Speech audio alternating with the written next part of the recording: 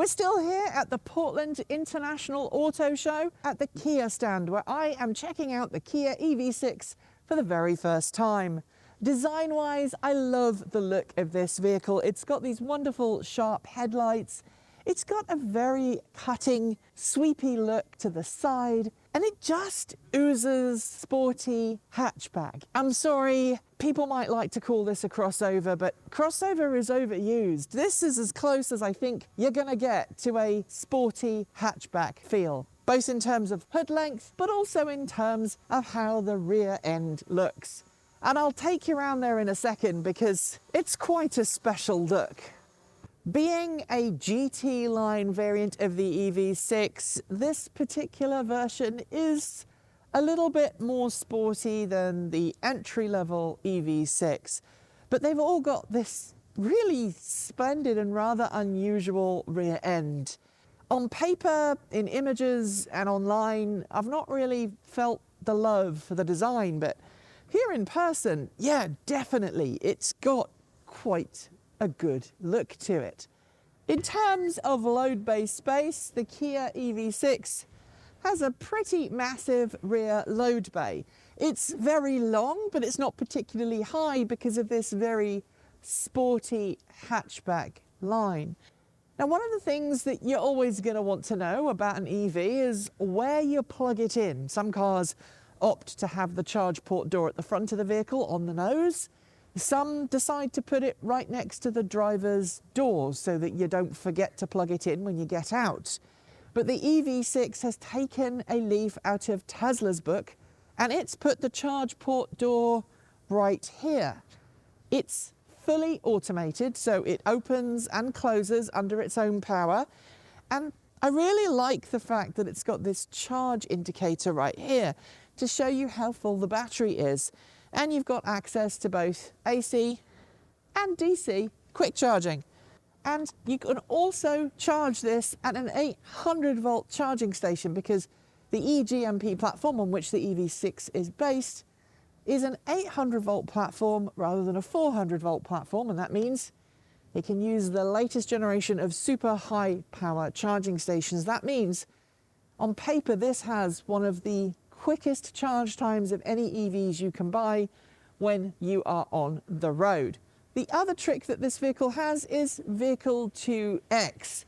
It comes with a special charge cable that you can use to plug into your vehicle and pull power out of the battery pack, just 110 volts if you're in North America, 240 if you're in Europe, and it allows you to pull a couple of kilowatts out of the battery pack to keep essential appliances running in the event of a power cut. It's also great if you want to go camping, and I hope that our camping expert, Kate, gets to take this camping very soon. The rear doors, just like the front doors, open really wide. I mean, this is as close to 90 degrees for rear door opening that I've seen in any car for a really long time. In terms of rear seat legroom, it's not quite as big as some cars, but that is not bad. The door handles are aerodynamically designed. They sit flush against the car when the vehicle is locked and when you're driving. They present themselves so that you can get in and out, and opening the door is a breeze.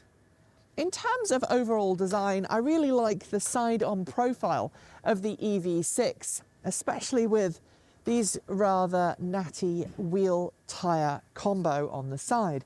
There is one criticism that I must give to this car though, and that's the paintwork. This car obviously has come off a fleet. It's got some water spots on it, which means it's not been detailed to the highest possible specification. But I do notice lots of swirls in the paint. Considering that the EV6 is just coming to market now, it does make us wonder if you're gonna order one, whether you should just opt to get some kind of paint protection on there as well, be it a film or a ceramic coating, because if this was my car, I'd be pretty annoyed at the paint quality. Of course, any self-respecting EV these days has a front trunk, and the Kia EV6, well, it doesn't disappoint. It has a little storage compartment, the smallest storage compartment I've ever seen up close and personal in an EV. Seriously, this is not a frunk. I mean, I could probably store my wireless radio pack in here, or maybe my cell phone. Yeah, it's a place to put your cell phone so that you're not a distracted driver. Well done, Kia. Step behind the wheel of the Kia EV6, and inside you're met with a very cozy interior experience. Now, the EV6 happens to be based on the same eGMP platform as the Hyundai Ioniq 5, but inside I think these cars are very different. The Hyundai Ioniq 5 is much more open in its interior design, but the EV6 cocoons you with a floating center console coming right next to you here in the middle of the car. Interestingly, the power button, instead of being on the bulkhead like it is in most vehicles, is actually just in front of the gear selector. So you can press the power button with your index finger and then rotate the gear selector with your hand without really having to move at all. There have never been more buttons that I've seen on a wheel before than with the EV6. It has not one, but 2 rocker switches per side of the wheel, as well as 4 physical buttons. That means there's a whole load of different things that you can adjust from the steering wheel without having to busy yourself with this glorious wide touchscreen display. While I'm talking about the touchscreen display, I should note that it's actually 2 separate screens, and it extends from in front of the driver all the way to the centre of the vehicle. It's got this lovely little curve as it heads out towards the passenger side, but it's offering a very unobstructed view of the road ahead. It's not too busy, and it's fully customisable. While I can't turn the car on because this is an auto show and they've taken the keys, I can actually see the head-up display projector unit, and it's supposed to be one of the best in the business, at least for a car at this price point. Now, of course, the seats are fully adjustable, electronically adjustable, and you've got regenerative braking paddles. No, they are not gear shifters. They allow you to adjust the amount of regenerative braking on accelerator liftoff.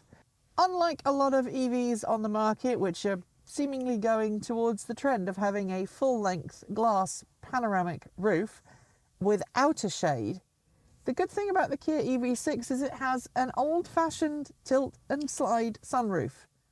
The other thing that's worthy of note here is that this floating console has a huge amount of storage below, and you've got plenty of power.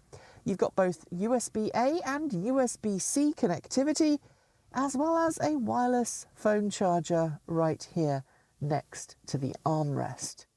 The other thing I want to tell you about in this vehicle is these rather bizarre seats. Well, the headrest has, I think, probably the weirdest design I've ever seen. It's got this kind of plastic bit that goes up behind the headrest. I don't know if it's supposed to protect the headrest or whether it's just a coat hook, but it's certainly a bit weird. Let me know what you think about the EV6. Have you got one? Are you ordering one? And have you had a chance to get behind the wheel? Leave your thoughts in the comments below.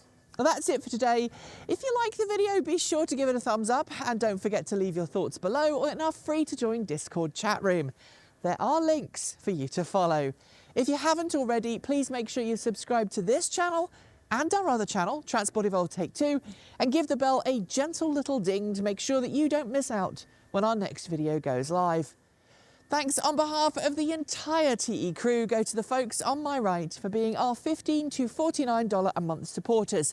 Special thanks to our $50 a month supporters, Chris Maxwell, Bennett Elder, Brian Newton, Jason Bordor, Dave Kitchen, Michael Goad, Ricky Leon, Andrew Martin, Guido Drahota, Brophy Wolf, Tashlin in the Gong, Gordon C, Stephen O'Donoghue, Carl Hodgson, Anthony Coates, Regine Fellows, Rory Litwin, Anonymous Freak, Jim Burness and Denny Hyde.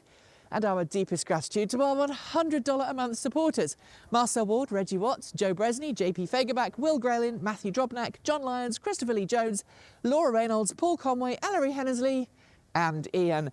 If you are feeling left out, you can join Patreon at the link below, or you can use the join button on YouTube to become a channel member, or you can show us your support through Bitcoin, Ko-fi, or our cool swag store. Thanks for joining me. There's more from the Portland International Auto Show coming soon, and as always, keep evolving.